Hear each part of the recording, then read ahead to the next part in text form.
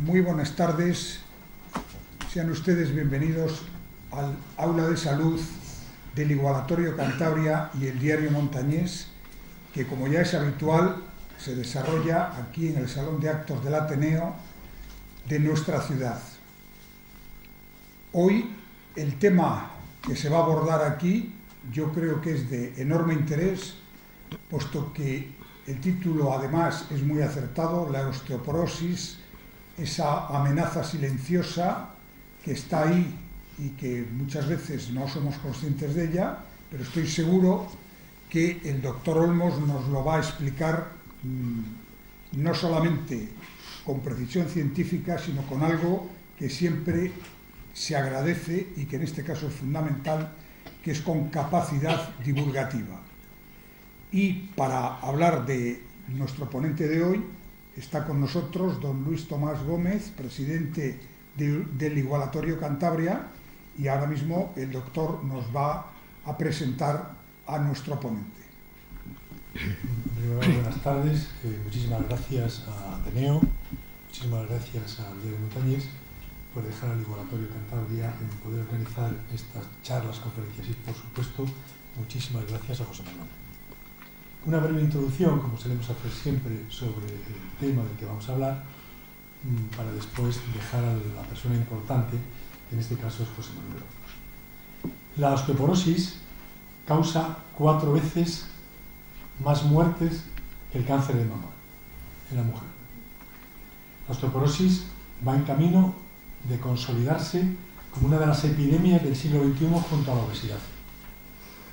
A nivel mundial puede haber unos 35 millones de personas con osteoporosis, 1,5 millones de personas con osteoporosis, y la mitad no lo saben. Se trata de una enfermedad que afecta al metabolismo del hueso, generando una disminución de la masa ósea y un deterioro de su estructura. La osteoporosis se puede considerar como un problema sanitario global, y la importancia va en aumento a medida que aumenta la supervivencia de las personas, va aumentando el envejecimiento de la población. Se trata de un proceso prevenible, se puede prever y fácilmente tratable. La falta de signos que tiene esta enfermedad, el que dé alertas y no las da, hace que sea en ocasiones tardío el diagnóstico. Así, se ha visto en algunos estudios que cerca del 95% de las personas que tienen una fractura por osteoporosis no tenían hecho el diagnóstico de osteoporosis. Esta enfermedad debe considerarse como un verdadero problema de salud pública, lo que justifica la implementación de medidas preventivas y terapéuticas eficaces. Esto es un aviso a navegantes, en general, gerentes, que tendrán que invertir más en esta enfermedad. El objetivo primario debe ser prevenir la primera fractura y preservar la integridad del hueso, aumentando la masa ósea y mejorando la calidad del hueso. Voy a hablar en estas últimas palabras siempre de la mujer. El sesgo que me inhabilita a mí para todo esto es que soy ginecólogo, entonces hablo de la mujer. El 35% de las mujeres van a desarrollar esta dolencia a partir de los 50 años. Y a partir de los 70 puede alcanzar más del 50% de las mujeres con osteoporosis. Se estima que en España el 12 al 16% de todas las mujeres van a sufrir una fractura de cadera. Y el 13% de estas personas que sufren una fractura por osteoporosis mueren, el 13% mueren en los próximos 3 meses de la fractura. El 45% de los que padecen una fractura de columna pues van a tener un daño funcional importante, y algunas, en más del 50%, incapacidad hasta para andar. En lo que nos toca, el Igualatorio Cantabria, sus médicos, son conscientes de la magnitud de esta enfermedad. En nuestras consultas, en nuestra clínica Moncloa, se implementan las medidas preventivas, diagnósticas y terapéuticas rápida y eficazmente. Hoy, el Igualatorio Cantabria el Diario Montañés, el Ateneo, organiza una conferencia con un experto nacional e internacional. Para nosotros es un lujo, para todos ustedes es un lujo hoy poder contar con José Manuel Olmos Martínez, doctor en Medicina, profesor titular de la Universidad de Cantabria, jefe de sección de Medicina Interna de Valdecilla. Siempre digo el mismo ejemplo, tiene más impacto que el avión en las Torres Gemelas, el expediente de este hombre. Pero bueno, es vocal de la Comisión de Docencia, Facultad de Medicina, revisor de varias revistas nacionales e internacionales, vicepresidente de la Sociedad Española de Investigación Ósea y Metabolismo Mineral, pertenece a comités locales y externos, premios, pues acabó la carrera con el premio extraordinario, acabó el doctorado con extraordinario, todos los premios que se pueden imaginar los tiempos. Es un lujo tener esta tarde al profesor José Manuel Olmos Martínez. Esta breve introducción es para intentar recordar que vamos a disfrutar un rato sin necesidad de sufrir, porque seguro que nos va a poner tratamiento, ¿de acuerdo? Nos va a poner tratamiento para la osteoporosis. Y después habrá un coloquio que, por si acaso, yo me he traído una serie de preguntas para machacarlo, pero estoy seguro que las preguntas las van a hacer ustedes. Muchas gracias. Buenas tardes. En primer lugar, querría expresar mi agradecimiento al presidente del Ateneo de Santander, don Manuel Ángel Castañeda, presidente del Igualatorio, a Luis Tomás Gómez, al doctor Pablo Corral y naturalmente a todos ustedes por estar presentes esta tarde aquí escuchándome, a ellos por haberme invitado a participar para pasar un rato con ustedes.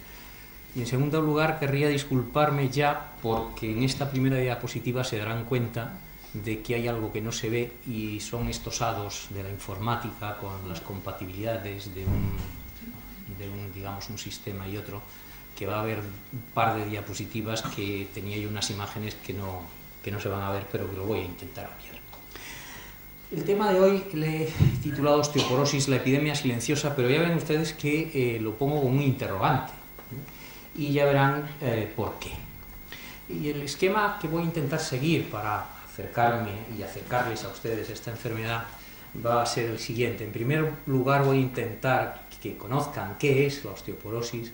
En segundo lugar, cómo y por qué aparece, cuáles son sus consecuencias, cómo se puede saber que una persona tiene osteoporosis, cómo se diagnostica y finalmente, como decía el doctor Gómez, cómo prevenir y tratar esta enfermedad.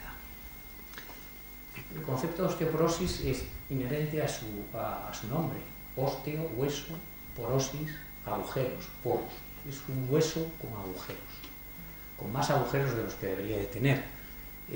La definición de un grupo de consenso es esta: trastorno esquelético caracterizado por una disminución de la resistencia del hueso que hace que éste sea más frágil y por lo tanto las personas que lo padecen sean más propensas a sufrir fracturas. Aquí pueden ver un hueso normal y aquí pueden ver un hueso osteoporótico.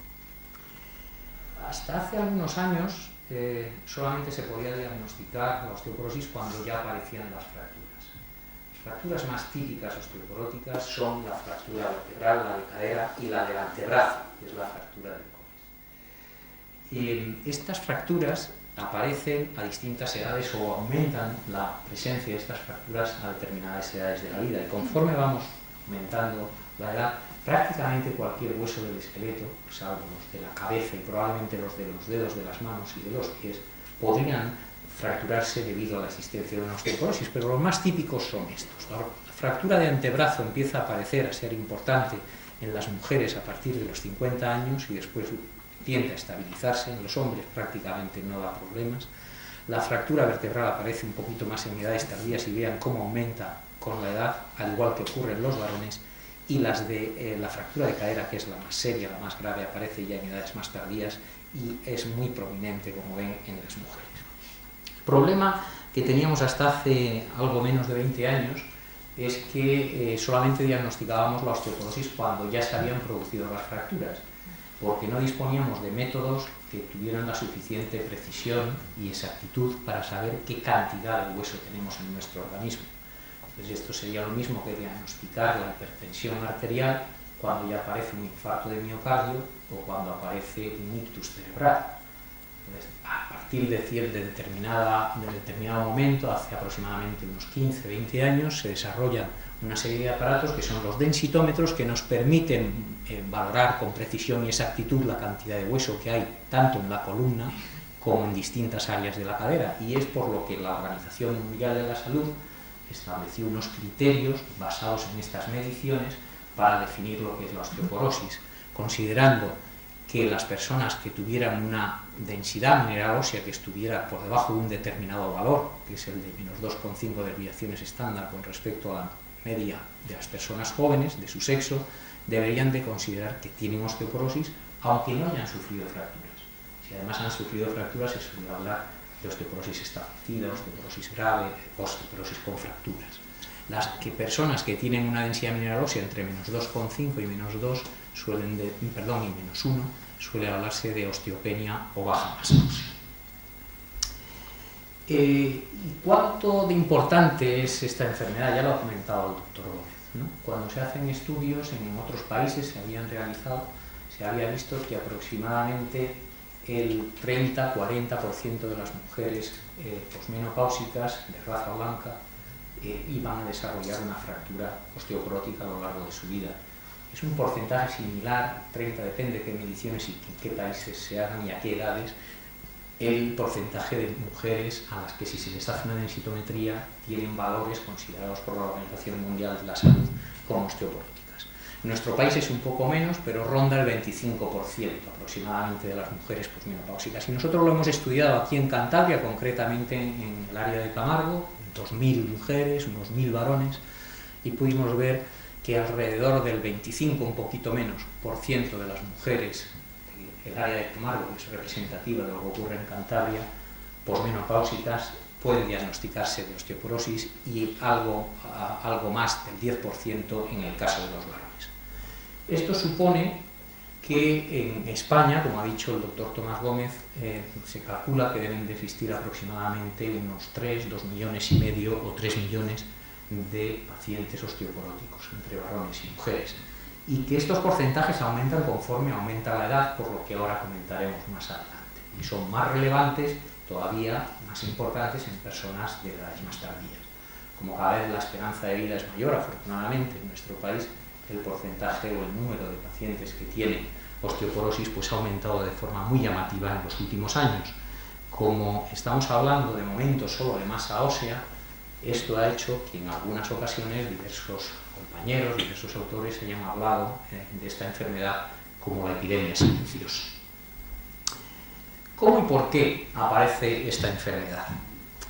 Uno de los problemas que a veces se tiene con el hueso, cuando la gente se acerca a entender qué ocurre en el hueso, es que estamos acostumbrados a ver el componente mineral del hueso, el esqueleto.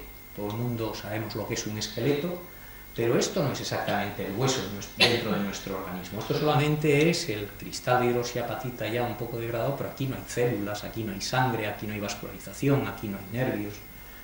Nuestro tejido esquelético es un tejido tremendamente activo, que además está sometido a un proceso continuo de renovación, de tal manera que en determinados lugares se activan unas células que van labrando una cavidad, en el caso del hueso trabecular, un tunelillo, en el caso del hueso de la corteza de los huesos largos, y esta cantidad de hueso que reabsorben estas células, que se llaman osteoclastos, posteriormente se es sustituida, renovada, por otras células que vienen detrás, que se llaman osteoblastos, que van sintetizando una sustancia que después, al depositarse el calcio y el fósforo, formando el cristal de hidroxiapatita, constituyen el hueso nuevo recién formado.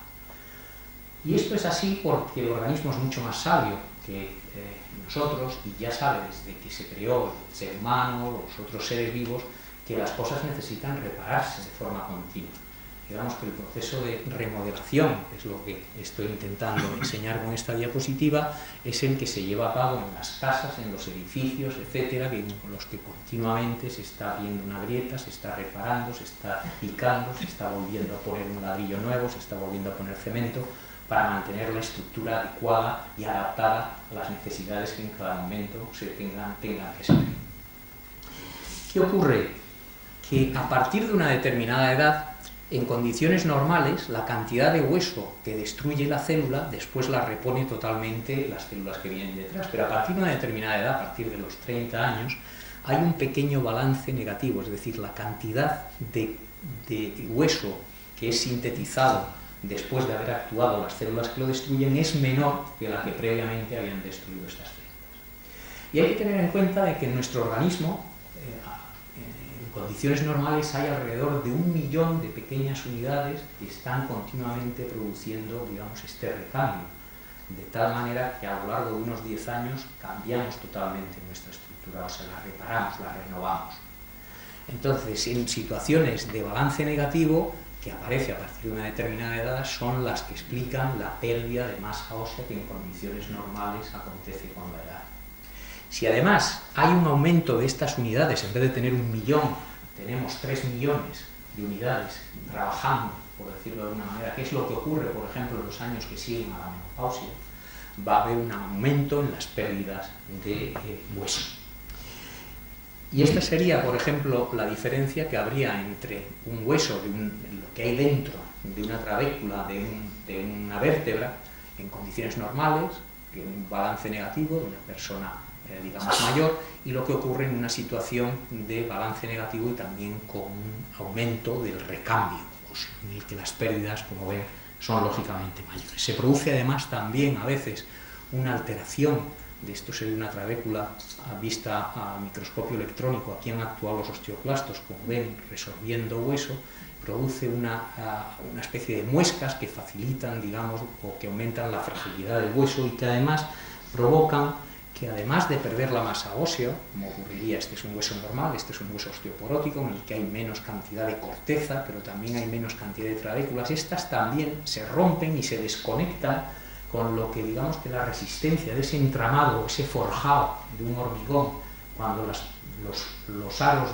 o los tubos de hierro se desconectan, pues disminuye mucho la resistencia de ese forjado, en este caso de ese hueso. ¿Y por qué? ¿Por qué ocurre todo esto? Pues fundamentalmente es debido a múltiples factores. Por eso en la osteoporosis no se suele hablar de que hay una causa determinada, sino que hay múltiples factores.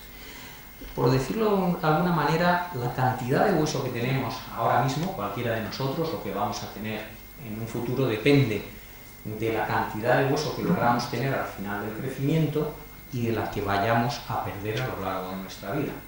Por poner un ejemplo sencillo, si nosotros queremos disfrutar de un capital adecuado cuando seamos muy mayores, y haciéndonos un plan de pensiones, pues el que podamos disfrutar de un capital adecuado cuando tengamos una edad muy avanzada va a depender en primer lugar de lo que ingresemos en el banco, el capital inicial, del pico de masa ósea, y después de lo que nos vayamos gastando a lo largo del tiempo. Eso más o menos es lo que le ocurre al hueso. Entonces, ¿el pico de masa ósea de qué depende? Fundamentalmente de factores genéticos. Factores genéticos, por ejemplo, se sabe que la raza negra tiene una masa ósea mayor que la raza blanca, la asiática. También los varones tienen más masa ósea que las mujeres. En algunas personas tienen más masa ósea, igual que son más altos o más atléticos o tienen mayor masa muscular que otras.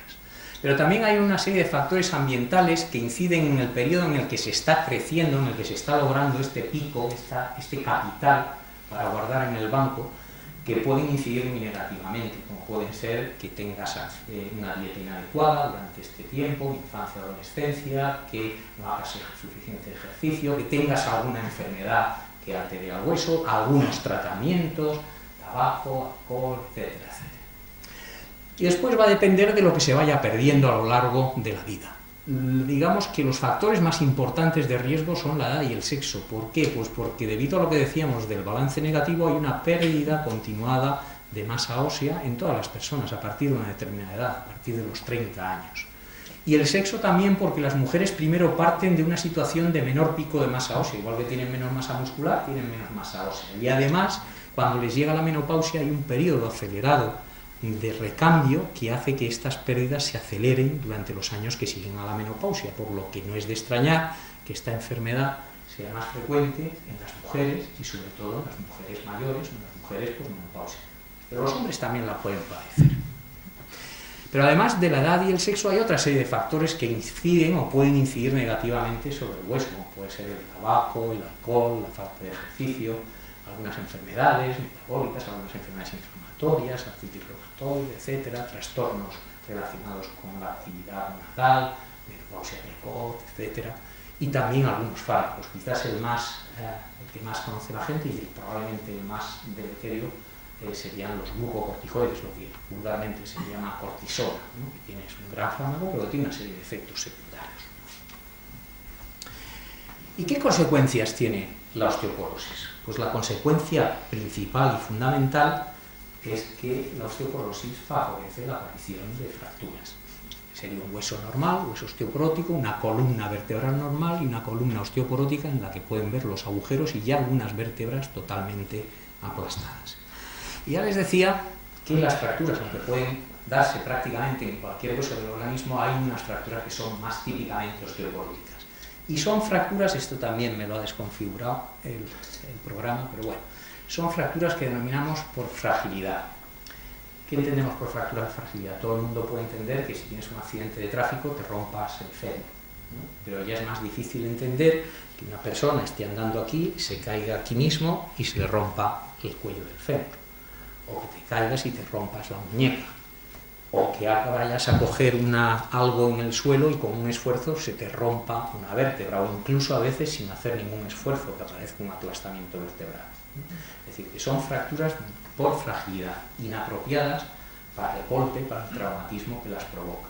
Generalmente son caídas, cuando hay caídas, en el caso desde la altura de los pies, por unas escaleras, un traumatismo, digamos, más intenso.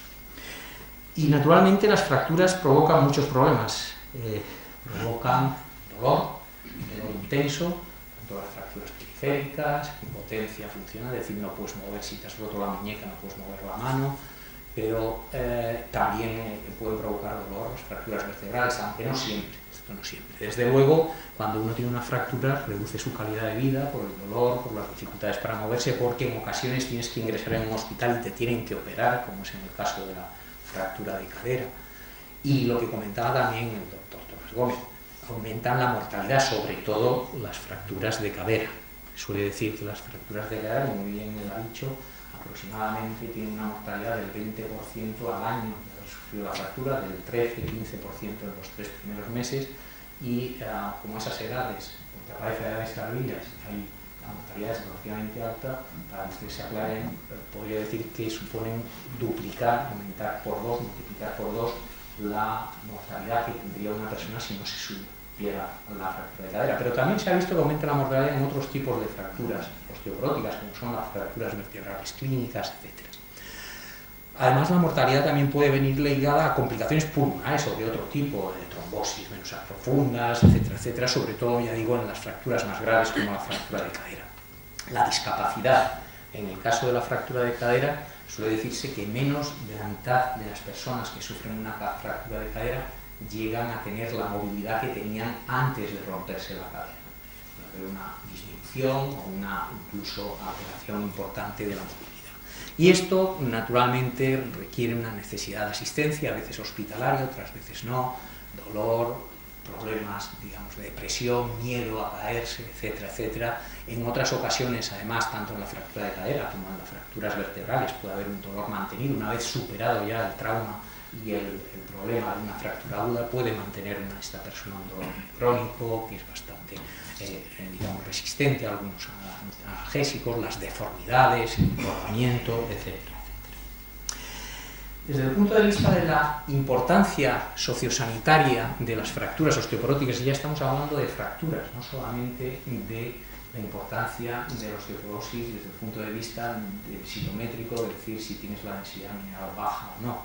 En la Unión Europea se producen alrededor de 3,5 millones de fracturas osteoporóticas al año. En España, alrededor de 200.000, de las que de cadera son unas 40-50.000. Fracturas vertebrales clínicas, es decir, aquellas que cursan con dolor, no todas las fracturas vertebrales cursan con dolor, hasta 2/3 partes pueden ser asintomáticas, suponen unas 30.000, lo mismo que la fractura del antebrazo, de muñeca, y otras fracturas serían de alrededor de 100.000. Quizás la más importante desde el punto de vista de la morbilidad, es decir, de los problemas relacionados con la calidad de vida, cuanto a mortalidad y problemas relacionados con la calidad de vida, que es la de cadera. Así, digamos, resumiendo un poco, diríamos que alrededor de todos los días alrededor de 130 personas en nuestro país se rompen la cadera. Es Es decir, que son cifras, como había dicho el doctor Tomás Gómez, muy importantes. Si nos vamos ya al gasto sanitario, los gastos directos en España superan los 3.000 millones de euros al año. Es decir, estamos ante un problema con una dimensión muy importante y que, como bien ha dicho el doctor Tomás Gómez, va a ir aumentando porque la esperanza de vida sigue aumentando en nuestro país. Cada vez hay un mayor porcentaje de personas que llegan a edades tardías y, por lo tanto, es más frecuente esta enfermedad. Por eso, la charla de hoy yo la había titulado Osteoporosis, la epidemia silenciosa. La epidemia silenciosa con interrogante, porque sí que es una epidemia silenciosa, pero no tan silenciosa. Es decir, porque provoca una serie también de problemas, de fracturas, que tienen una importante repercusión sobre la calidad de vida de los pacientes y sobre, digamos, el sistema sociosanitario en general. ¿Y cómo la podemos diagnosticar? En ocasiones el diagnóstico es cuando aparece una fractura. Una fractura en una persona de una edad determinada, en el que se descartan que haya sido por otras causas y con unas fracturas por fragilidad, sin un traumatismo importante, y si son más o menos las típicas, como las fracturas vertebrales. Aquí aparece una fractura de muñeca, la fractura de cadera, en este caso sería una trocanteria, pues el diagnóstico es relativamente fácil, porque viene a hacer también una serie de análisis que suelen ser normales, etcétera, etcétera. Hay una serie de deformidades más o menos típicas en el caso de la fractura de cadera, del antebrazo, pero también en las fracturas vertebrales. Suele decirse que cada fractura vertebral nos cuesta 1 centímetro de altura, por lo que no es de extrañar que a lo largo de los años las personas que tienen fracturas vertebrales osteoporóticas vayan encorvándose más, disminuyendo de altura, acercándose las costillas a la pelvis, haciéndose el abdomen más prominente y teniendo una sensación de falsa alargamiento de las extremidades. Digamos, encorvamiento de la espalda, que se denomina cifosis, lo que los clásicos llamaban la cifosis o la joroba de la viuda, ¿no? Precisamente por hacerlo en mujeres ya en edades un poquito más tardías. Pero también se puede diagnosticar por densitometría, ¿no? Entonces, la densitometría establece el diagnóstico de osteoporosis. Lo que ocurre es que nos encontraríamos en una, digamos, una fase, entre comillas, temprana de la osteoporosis. Sería una fase asintomática. Una persona que no ha sufrido fracturas osteoporóticas, aunque tenga una osteoporosis, no tiene síntomas. De la misma manera que en muchas ocasiones uno se entera de que tiene la tensión alta, tiene el colesterol alto, cuando va a hacer un análisis, cuando va y le toman la tensión. Pero sí que hay la disminución de la masa ósea trabecular y cortical, aumenta la fragilidad y a veces con un traumatismo mínimo o incluso sin traumatismo aparece esta fase sintomática ya de la osteoporosis, que es la que condiciona las fracturas osteoporóticas. ¿Y cómo podemos prevenir y tratar esta enfermedad?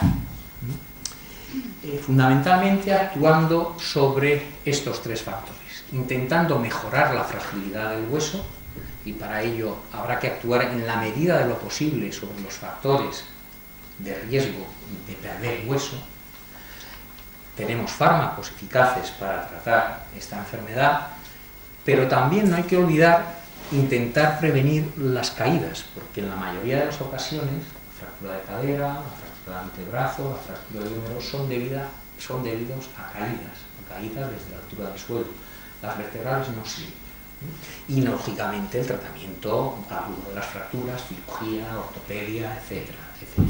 Vamos a comenzar con el primero, y esta es una de las diapositivas en las que no me ha podido la compatibilidad ayudar.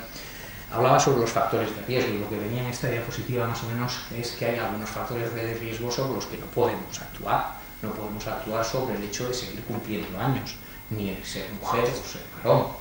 No podemos actuar también sobre la raza que tengamos o sobre los genes que hayamos recibido, evidentemente.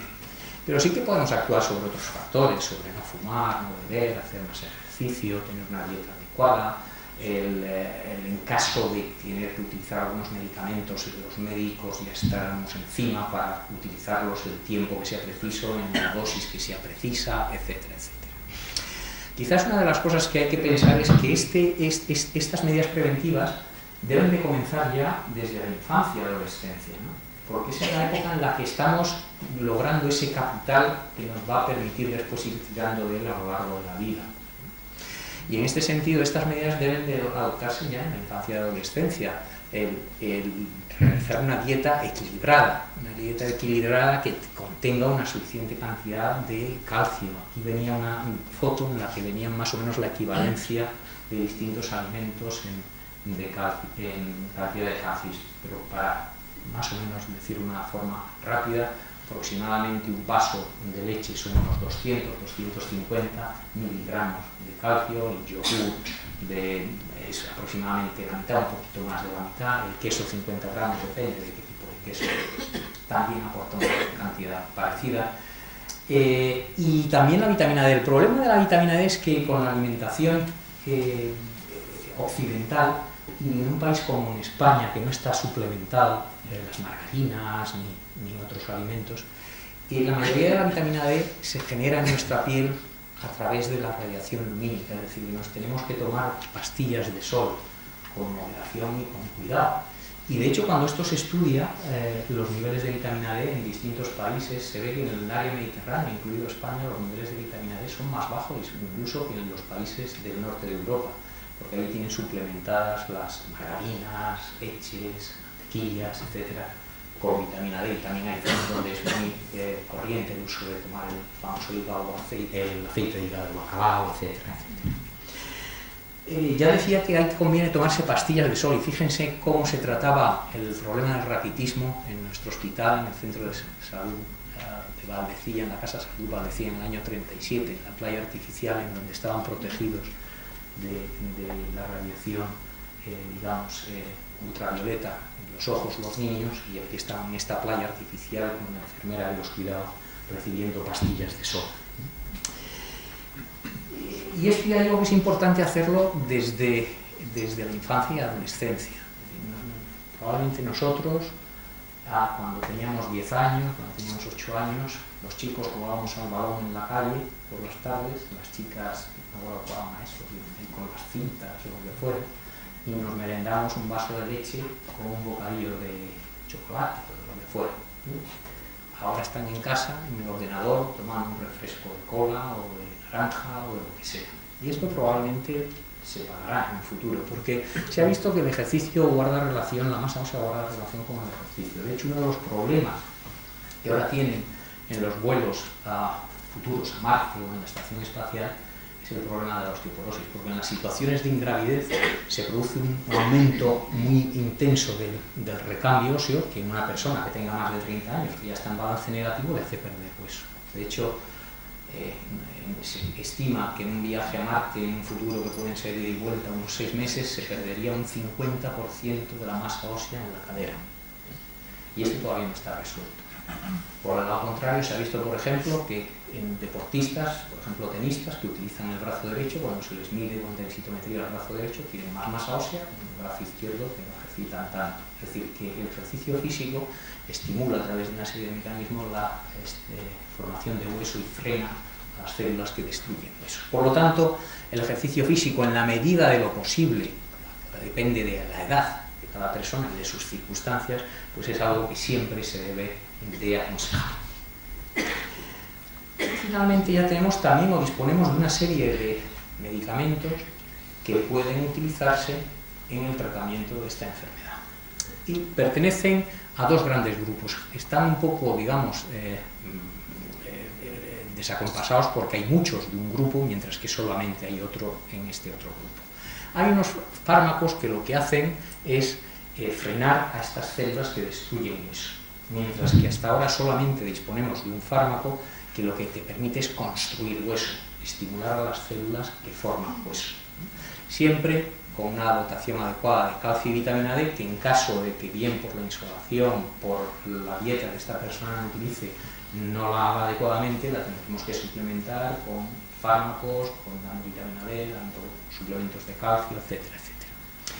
Y estos fármacos, denominados antirresortivos, pertenecen a tres grandes grupos. Unos son parecidos a las hormonas sexuales femeninas, de hecho se llaman moduladores selectivos de los receptores estrogénicos. Digo, son parecidos porque tienen unos efectos parecidos a las hormonas sexuales femeninas sobre el hueso, pero no tienen los inconvenientes de los efectos secundarios que a veces tienen estos medicamentos sobre la mama o sobre el útero en estas mujeres. son el raloxifeno, el bafedoxifeno, se administran en comprimido al día, son bien tolerados y son eficaces para prevenir y para tratar la osteoporosis. Hay otro gran grupo, probablemente el más utilizado, que es el de los bifosfonatos. Esto es otro grupo de fármacos que lo que hacen es fijarse en el hueso, allí se quedan depositados y cuando llega la célula que destruye hueso a comer hueso, se incorpora este fármaco y lo mata, por decirlo de alguna manera. Esta célula que destruye hueso, al incorporar esto, digamos que es venenoso para él y la deja muerta, ¿no? Son el alendronato, risedronato, ivadronato, zoledronato, se administran en dosis un comprimido a la semana, el alendronato, risedronato. También el risedronato hay una forma que se pueden administrar 2 comprimidos seguidos al mes, durante 2 días seguidos al mes, el ivandronato un comprimido al mes, y el zoledronato se administra por vía endovenosa en un suerito una vez al año. Finalmente, dentro de este gran grupo de los fármacos que frenan la destrucción de hueso, tenemos al denosumab, que es un fármaco más reciente, que es un anticuerpo especial que va dirigido contra una sustancia que producimos en nuestro organismo que lo que hace es activar las células que destruyen hueso. Este se administra en una inyección subcutánea cada 6 meses. Y finalmente, como fármaco que forma hueso osteoformador, tenemos a un análogo de una hormona, algo parecido a una hormona, a la hormona paratiroidea, y es la teriparatida. Este se administra con una especie de plumas parecidas a las de la insulina, de forma subcutánea, y es una inyección diaria.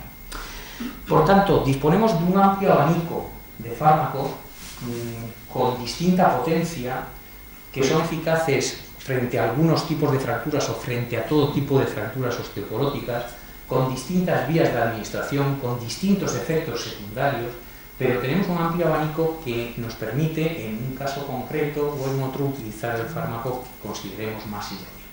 Todos ellos han demostrado reducir, no eliminar, reducir la aparición de fracturas vertebrales, y no todos ellos han demostrado que además de eso reducen la probabilidad de tener una fractura de cadera o fracturas de otro tipo, como alcoholes, etc. Pero algunos de estos fármacos sí que son eficaces frente a todo tipo de fractura.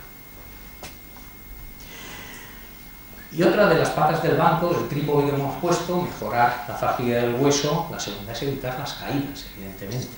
Y esto no debemos de olvidarlo, sobre todo en personas mayores que ya tienen, digamos, alguna limitación funcional, porque la fractura de antebrazo, la fractura de cadera, generalmente, y también la del cuello del húmero, se produce tras caídas, aunque sean caídas banales, desde la altura del suelo, etcétera, etcétera.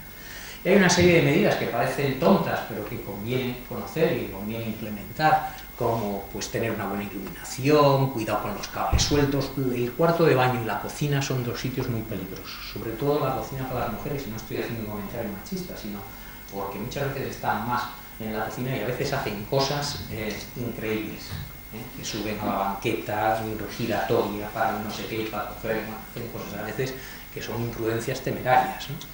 Las escaleras sin barandillas, etcétera, etcétera. Usar un calzado adecuado, cuidado con los pisos de parqué, con las alfombras que resbalan, no ir solamente en calcetines, sino con una zapatilla y un encaje por detrás. Es decir, hay una serie de medidas que son sencillas pero que son muy importantes. En el cuarto de baño, asideros para agarrarse e intentar evitar las bañeras, que sean platos de ducha, etcétera, etcétera, etcétera. E incluso se han diseñado unos protectores de cadera. Los protectores de cadera, sobre todo para personas institucionalizadas, se ha visto que disminuyen la incidencia de fracturas. El problema de los protectores de cadera es que, como ocurre con cualquier fármaco, un fármaco no puede ser eficaz si no se lo toma uno. Pues si uno no se lo pone mal, el protector de cadera no tiene eficacia, y los protectores de cadera son incómodos a veces cuando tienes que ir al servicio, te los tienes que quitar, te los tienes que poner otra vez. Y en la población general no han demostrado utilidad, pero sí en grupos seleccionados, en instituciones, en residencias de ancianos, etcétera, etcétera. Y lógicamente hay que tratar la fractura. Cuando uno tiene una fractura de muñeca, tiene una fractura de cadera, pues tiene mucho dolor, hay que dar analgésicos, a veces es conveniente utilizar un medio físico, corsés, el tratamiento ortopédico, en el de la fractura de muñeca, quirúrgico, a veces no queda más remedio, en la mayoría de las ocasiones, mejor dicho, en la fractura de cadera no queda más remedio, y en algunas ocasiones, en las fracturas vertebrales, en algunos casos seleccionados, se puede inyectar una especie de cemento que refuerza esta vértebra y mejora lo que es lo que se denomina la vertebroplastia y la cifoplastia.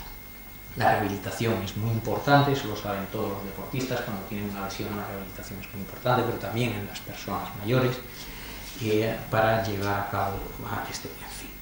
Por lo tanto, yo creo que hemos intentado hacer un repaso de lo que es esta enfermedad, cómo aparece, por qué consecuencias tiene, cómo se diagnostica y cómo se trata, y ya pueden ver que es una compañera de nuestra raza, del ser humano desde hace ya muchos años, y no solamente es un problema que haya aparecido ahora. Lo que pasa es que ahora se ha magnificado debido a que cada vez ya decíamos que la esperanza de vida es mayor, cada vez hay mayor porcentaje de personas mayores. Muchas gracias.